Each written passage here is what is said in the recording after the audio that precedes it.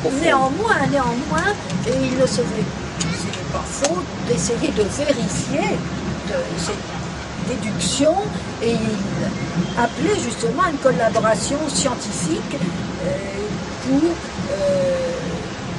corroborer toutes ces interprétations et chercher à vérifier toujours scientifiquement, sérieusement, toutes ces déductions. Alors vous avez fait autre chose pour aller dans... Vous avez été imprégné par André Boudinot pour d'autres raisons, puisque vous avez consacré votre travail, vous avez basculé vers l'histoire de l'astrologie, et vous avez notamment consacré une thèse de doctorat en 99, qui a été soutenue en 99, où l'astrologie est étudiée dans la littérature de la Renaissance. C'est-à-dire que j'ai trouvé dans des contes de fées... Voilà, c'est Astrologie et contes de fées. Voici. Ah, vous l'avez publié chez Septentrion. Oui, thèse à la carte. Voilà. Animo e Feeri dans Lo Conto degli Punti de Giambattista Basile.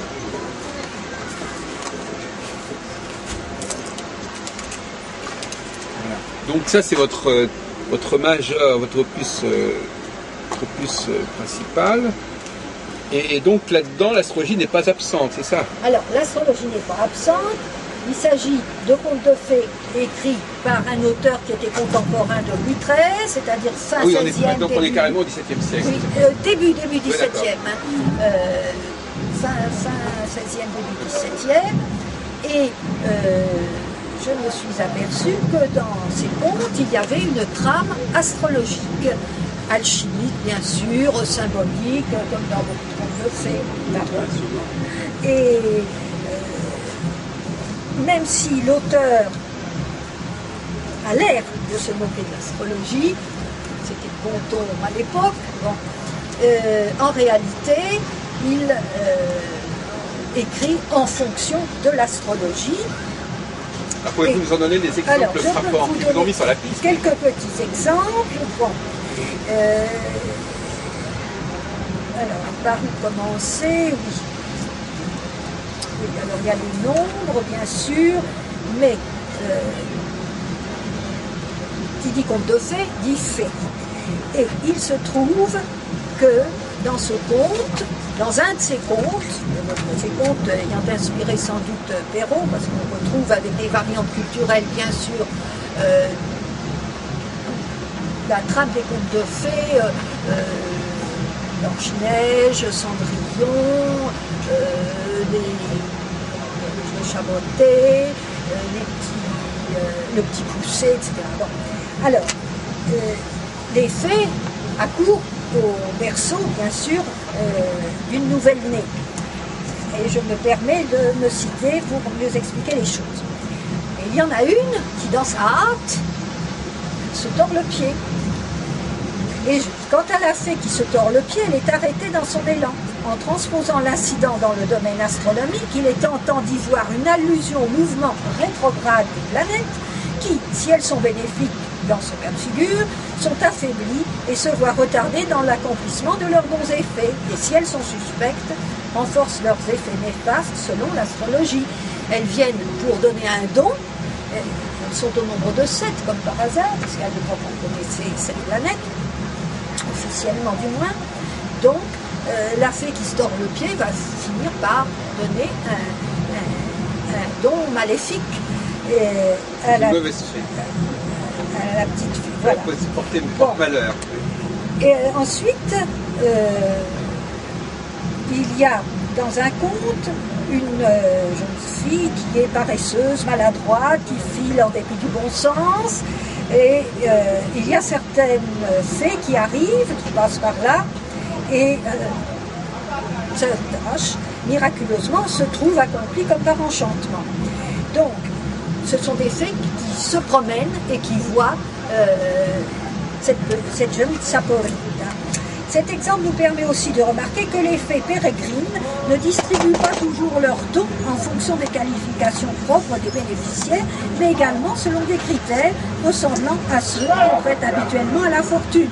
Il est aussi des fées qui jalonnent le parcours des héros, comme par exemple dans l'introduction où l'héroïne Zorza va les trouver dans leur château. ce qui implique une notion de permanence, parce qu'elles doivent recevoir la visite de chaque jeune femme dans leur château. Donc une notion de permanence, de dignité et aussi de répétition, avec la réitération du scénario d'accueil. Elles nous font penser aux planètes dites en domicile, c'est-à-dire dans un signe où elles exercent leur souveraineté, trouvant librement leur voie d'expression. Comme elles sont sœurs, un lien de parenté les rattache entre elles. Elles relèvent de la même obédience stellaire, représentant ce système solaire, à moins qu'elles ne désignent la même planète à différentes époques. Les lettres de recommandation, parce qu'elles donnent à ça des lettres de recommandation. Ces lettres de recommandation indiquent un passage prévu et écrit, donc fatidique, ce qui nous fait penser aux savants calculs inscrits d'avance sur les éphémérides. À la différence des autres fées, celles-ci se sont fixées chez elles, et c'est Zoza qui accomplit son périple. Ce sont les rendez-vous sidéraux, en fonction des promesses initiales individuelles, envisagées sous l'angle de la stabilité de ce qui est déterminé une fois pour toutes et pour chacun. Ces rencontres sont inéluctables et décisives sur le chemin de l'existence, car elles sont le développement ou la concrétisation dans la durée des données initiales. Bon. Ensuite, les fées figurent dans le cadre même du récit. Et à la fin des contes, les fées, évidemment, ce sont les planètes. Nous retrouvons leurs objets enchantés, parce qu'elles donnent des fruits secs, qui ne sont pas à ouvrir tout de suite, est-il bien précisé. Mais ils renferment déjà leurs promesses, qu'ils conservent précieusement, comme dans le thème, dont tout ne se développe pas instantanément. Je trouve que c'est assez subtil comme interprétation. C'est pas évident en fait. Hein. Il faut quand même y penser. Hein. Oui, il faut avoir lu évidemment. C'est-à-dire qu'on a libre cours à l'interprétation. Parce que est-ce qu'il y a des éléments. Bon, effectivement, il y a une philosophie de l'astrologie qui est sous-jacente, mais est-ce qu'il y a des éléments plus précis qui se réfèrent au zodiaque? Il y en a. Parce que, bon, il faudrait que ça, ce sont des. Il faudrait quand même qu'il y ait des éléments de présomption pour dire. Oui, mais enfin, il me semble que c'est assez évident quand même. Les faits, je vous dis un petit passage seulement encore de ce genre-là, parce que, à mon avis, ça a vraiment un rapport avec l'interprétation à l'astrologie. Ensuite, je vous donnerai des exemples plus précis encore. Les faits figurent dans le cadre même du récit, et à la fin des contes, nous retrouvons leurs objets enchantés, ce qui tente à démontrer qu'elles font bien partie directement ou indirectement, mais sûrement structurellement de la vie de Zoza, comme une sorte de mémoire cosmique dans tout son déroulement, lequel constitue la trame même à partir de laquelle s'élaborent les récits du Pentamerone. À la manière dont elles se relaient pour accompagner Zoza de leur protection, la notion de cycle transparaît, diversement exploitable par les méthodes d'investigation et d'interprétation astrologique, parce qu'elles se relaient, et on voit bien qu'il y a un retour cyclique. Le retour des planètes sur les mêmes points du zodiaque, impliqué éventuellement par cette notion de fixité, est considéré comme important et significatif. Les présents ne sont pas identiques mais comparables. Noix, châtaignes et noisettes, ce sont des fruits secs, trois, et se trouvent confirmés ou renouvelés. S'il s'agit d'une bonne fée, autrement dit d'une planète ou d'une configuration favorable, comme ici, même s'il y a transposition au niveau des effets avec des variantes circonstancielles, l'idée générale est toujours dans la ligne d'une opportunité. Par exemple, si Jupiter, le grand bénéfique, offre ses dons généreusement à la naissance, tous les 12 ans, il renouvellera et confirmera ses promesses et ses bienfaits lorsqu'il repassera sur le même secteur zodiacal. Excusez-moi, je ne parle pas de Marduk. Autrement dit, ces faits correspondent à des modalités différentes dans l'exercice de l'application des lois du destin sur lequel elles ont mission de veiller. Outre ces trois catégories principales que nous venons de numérer, à savoir celles qui viennent à la naissance, celles qui passent, celles qui se trouvent régulièrement au rendez-vous important de l'existence promis par l'horoscope, il en est d'autres que les héros rencontrent, ou plutôt dont ils remarquent la présence, le plus souvent lorsque elles se décident à l'endroit. Enfin, si vous voulez, moi ce qui me gêne un peu dans votre discours, ou qui m'interpelle, c'est qu'en fin de compte, on pourrait se demander si la personne est vraiment astrologue, ou si il a, après tout, nous sommes tous astrologues quelque part, sans savoir, puisque quelque part nous vivons ces processus. Oui. Donc la question de savoir s'il ne parle pas tout simplement des processus qu'il a expérimentés dans sa vie propre, mais pas forcément avec une culture astrologique, bien qu'évidemment aussi à cette époque-là, il devait y avoir une certaine culture astrologique, mais il y a quand même une ambiguïté là, on ne sait pas si la personne n'est pas... Parce qu'il y a beaucoup de gens qui peuvent vraiment écrire ces choses-là, qui ne connaissent quasiment rien de l'astrologie. Il n'y a pas besoin d'être astrologue pour parler de cyclicité, il n'y a pas besoin d'être astrologue pour faire des projets. Pour traduire dans un conte ces vérités astrologiques, il me semble difficile de ne rien connaître à l'astrologie. De toute façon, ça peut paraître étonnant parce que bien sûr, vous n'avez sans doute pas lu Pentameron et puis vous n'avez pas lu ma thèse. Parce qu'il y a d'autres. On vous demande justement de nous apporter des éléments concluants. Mais je suis à votre disposition pour le faire. Ils sont très vagues. Oui, mais bon, ça c'est un cadre. Parce que nous étions au niveau du cadre. Alors, à l'intérieur, il faudrait quand même avoir des indices concrets. Est-ce que par exemple,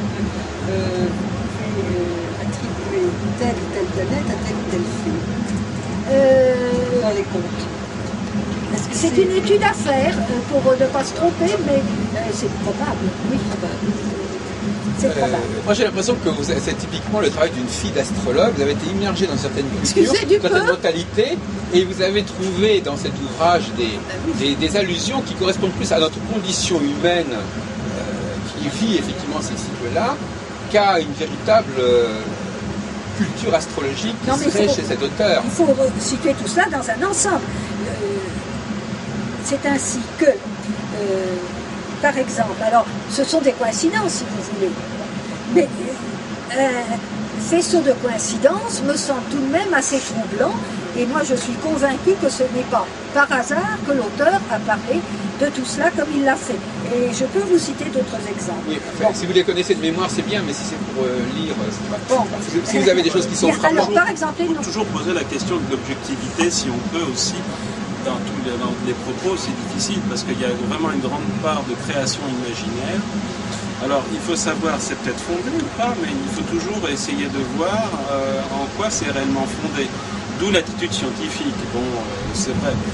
Donc, il faut toujours se poser ce genre de questions. Oui, mais alors, justement, il ne faut pas se contenter de ça. Il faut quand même... On a consacré une thèse au sujet. Oui, relier cela à d'autres choses.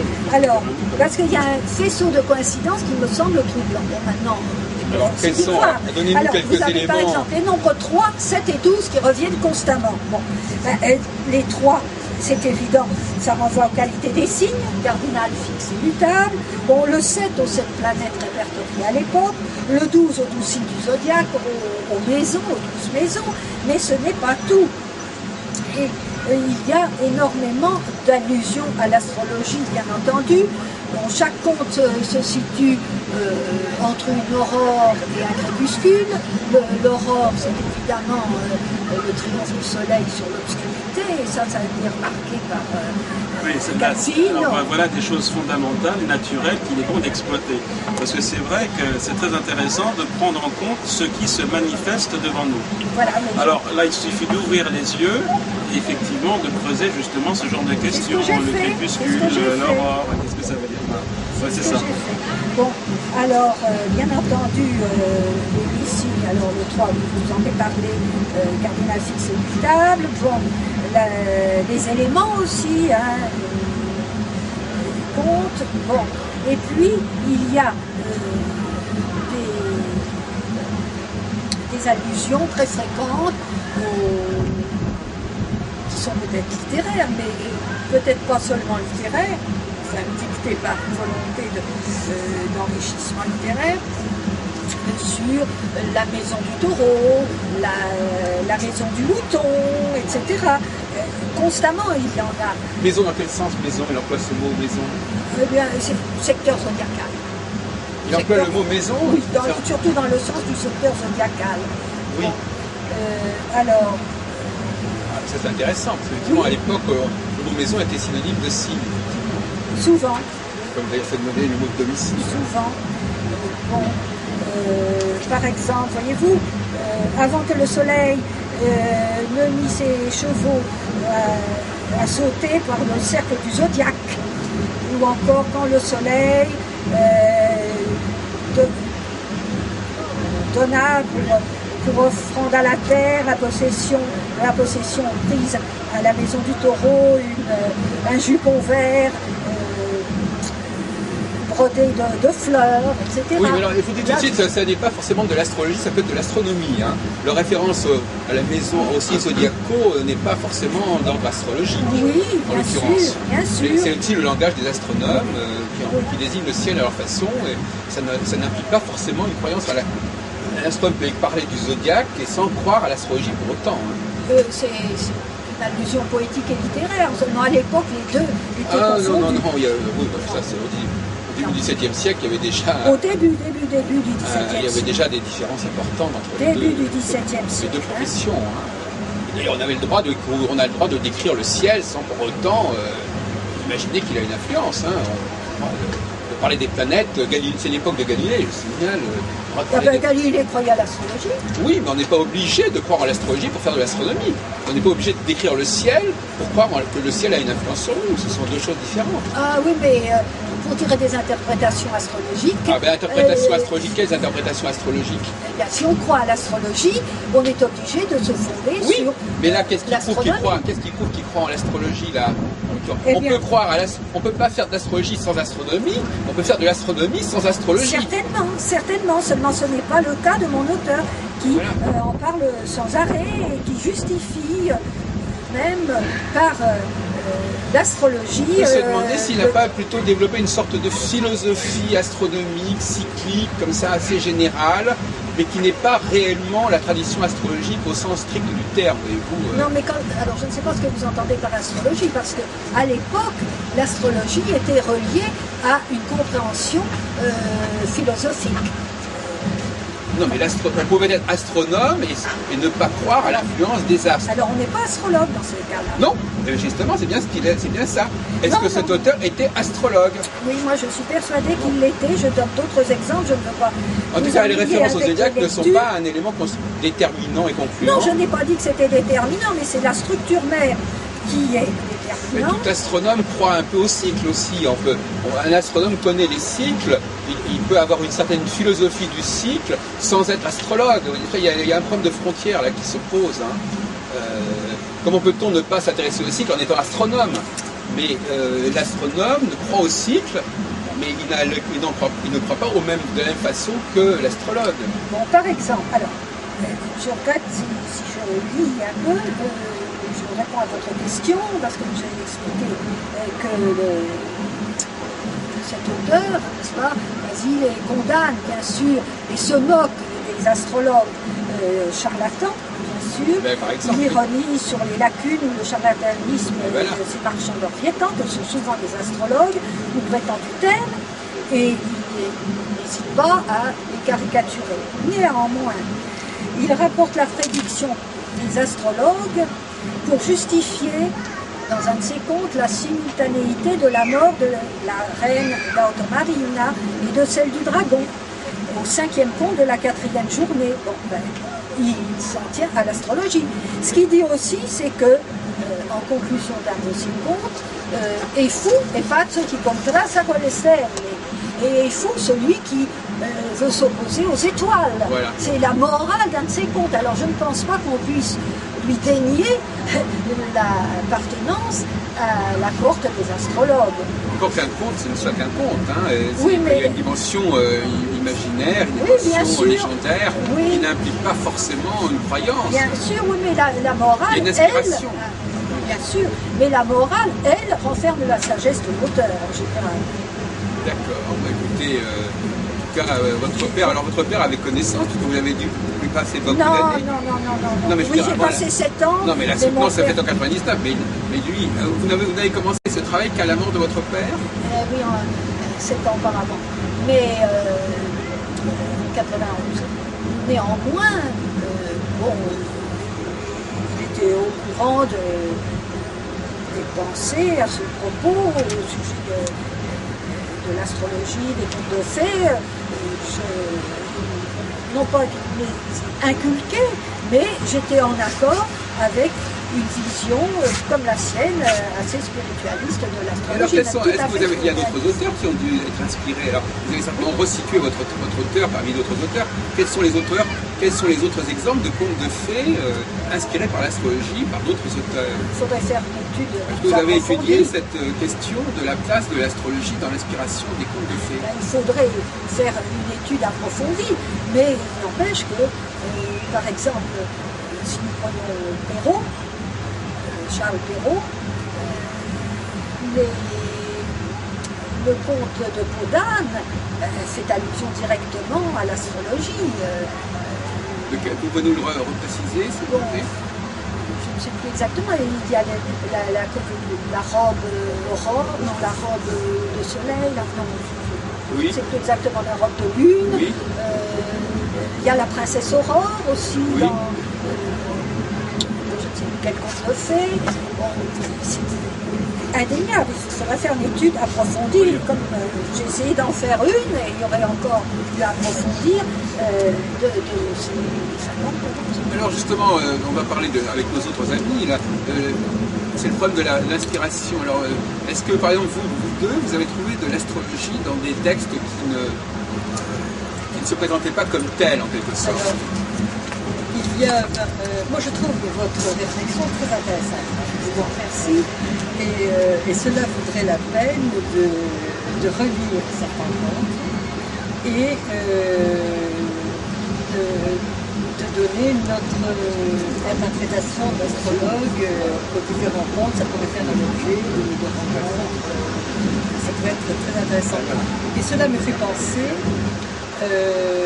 non pas aux contes de fées, mais aux mythes et aux travaux d'Hercule, bien sûr.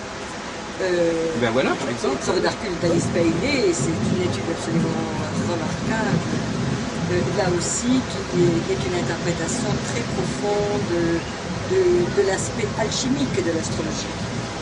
Dans un chapitre, je traite de l'alchimie et je traite aussi des contes, bien sûr, des mythes de l'Antiquité. Voilà.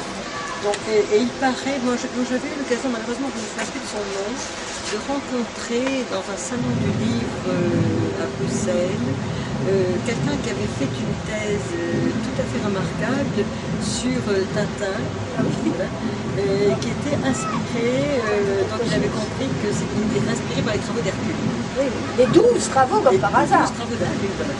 Et Alice Bailey, vous connaissez tous son travail, comme j'adore. Non, je n'ai pas lu. Non. Alors je vous conseille vraiment, et ça vaudrait aussi la peine de se réunir à ce propos, d'essayer de comprendre ce qui se passe, parce que sur plusieurs points d'ailleurs qu'elle rejoint, Baudelaire la rejoint, enfin, ils ont une certaine perception alchimique des énergies symbolisées par les planètes. Ce qui est amusant, c'est que là, on a deux terrains d'investigation différents. Il y a l'astrologue qui essaie de montrer que l'astrologie est présente dans la vie des gens, et puis alors l'astrologue qui essaie de prouver que l'astrologie est présente dans la littérature. Évidemment, ce n'est pas du tout le même type d'astrologie, parce que dans le cas de la vie des gens, il y a un phénomène réel, alors que dans la littérature, il y a une mise en scène, il y a une mise en œuvre qui est tout à fait délibérée, et qui ne prouve rien, à la limite qui prouve simplement que la personne est inspirée par l'astrologie, mais comme il peut inventer n'importe quoi, il peut, ça peut être une trame romanesque. Voilà. Et ça c'est très intéressant, parce que alors là nous touchons un autre point que nous n'avons pas encore évoqué, Eh bien, allons-y. qui est l'illusion, Ah oui. qui est le phénomène de l'illusion. C'est-à-dire, Donc, et le thème astrologique est une illusion. Enfin, Oui, alors attendez, précisez-vous, parce que vous avez un côté un peu lapidaire, Françoise. Oui, pardon. Vous l'avez déjà remarqué il y a un an au Oui. congrès qu'on avait fait au mois de juin sur l'art de prévoir. Vous avez des formules comme ça et on ne sait pas ce qu'il y a derrière. alors, c'est-à-dire que de la même façon que ce que vous disiez, à savoir, vous parlez de la création artistique littéraire, évidemment, elle est fondée sur une lecture et une écriture de la réalité. Bon, le thème astrologique est également une lecture et une écriture d'une certaine réalité. Et l'animation de ce thème astrologique appartient appartient à celui Qui se l'applique. qui se l'applique. Voilà, ça c'est compliqué. Bon, et en fait, il ne faut pas qu'un individu s'imagine qu'il est ce thème astrologique, ou que ce thème astrologique est lui. Il y a quand même une distanciation, un certain recul à avoir entre la représentation et l'être. Oui, il y a un lâcher prise à un moment donné, il faut que la personne n'agisse pas par l'astrologie, mais qu'on la retrouve après à travers cette grille. D'où l'interprétation de l'illusion comme alors c'est l'illusion de la réalité visible. Hein. Tout est illusion en quelque sorte. Mais, ce qui nous pose d'ailleurs un problème que j'ai abordé récemment, qu'on a pas mal discuté, c'est de savoir si l'astrologie nous dit ce que nous sommes, ou ce que nous pourrions être, ou ce que nous aurions éventuellement la possibilité d'être.